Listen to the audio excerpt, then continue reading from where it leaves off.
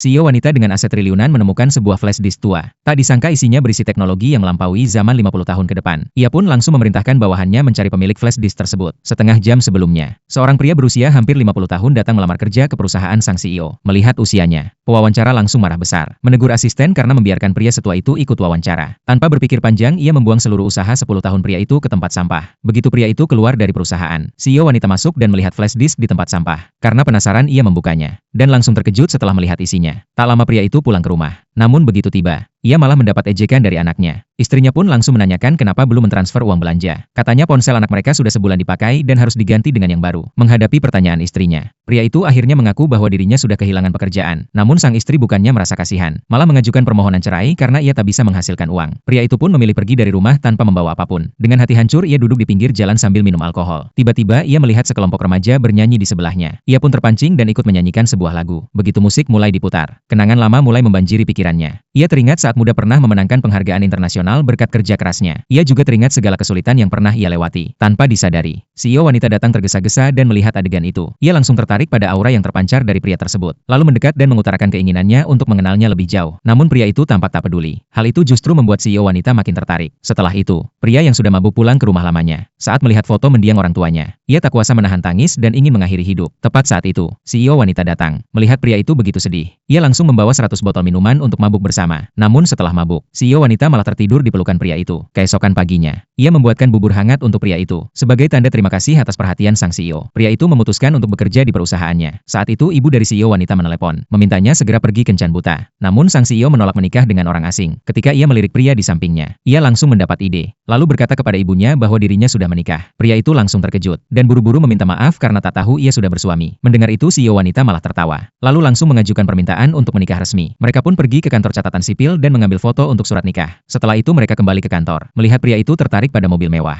CEO wanita langsung memerintahkan bawahannya membeli 10 mobil sekaligus. Lalu ia mengajak pria itu ke ruang kantornya. Melihat kemewahan kantor, pria itu bertanya tentang identitasnya. Begitu tahu ia adalah ketua dewan perusahaan besar, pria itu sangat terkejut dan langsung ingin pergi. Namun CEO wanita segera mengejarnya, mengatakan bahwa ia tahu pria itu tidak bersamanya karena uang. Dan sekarang setelah tahu identitasnya, ia tak mengizinkan pria itu pergi. Pria itu pun akhirnya dengan terpaksa tetap tinggal. Tak lama kemudian, CEO wanita memberinya surat perjanjian pernikahan, menawarkan 10 juta dolar per tahun. Namun pria itu kembali memilih pergi. CEO wanita mengejarnya, memohon agar ia tak meninggalkannya. Ia mengaku ini pertama kalinya ia jatuh cinta, dan tak tahu bagaimana caranya berkencan. Setelah tahu pria itu marah karena ia menyembunyikan kebenaran, ia bersumpah tak akan menyembunyikan apapun lagi. Lalu ia menepuk tangan, dan mobil-mobil mewah langsung datang. Melihat itu pria tersebut pun akhirnya memaafkannya, karena flash disk tertinggal di dalam mobil. Pria itu menyuruh CEO wanita